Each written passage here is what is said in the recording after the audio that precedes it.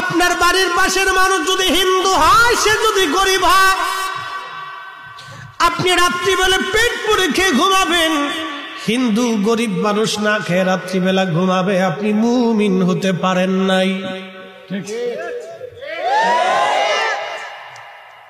বলে হুজুর কারণ কি?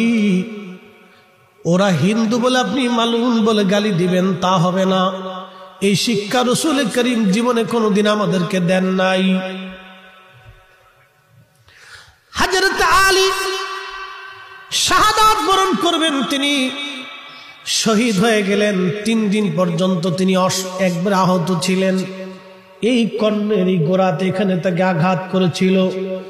যে আঘাত করলো তার নাম আব্দুর রহমান মুলজিম খারিজি।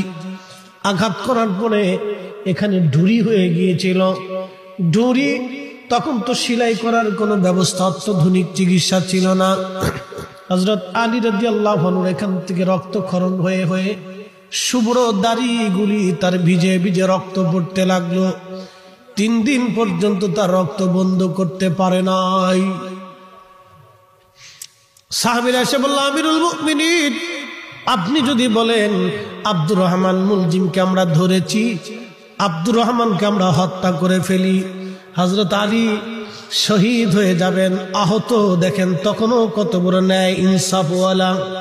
তিনি ডাক দিয়ে বলেন, ও আমার নবীর সাহাবীরা, সে আমাকে হত্যা করার জন্য ছুরিরাঘাত করেছে। আমি যদি শহীদ হয়ে যাই তাহলে তাকে হত্যা করা তোমাদের জন্য বৈধ হবে, কিন্তু যেহেতু আমি এখনো শহীদ হই নাই, মৃত্যুবরণ করি নাই, অতএব তাকে তোমরা হত্যা করতে পারো না। চিৎকার মেরে জোরে বলেন না মারহাবা।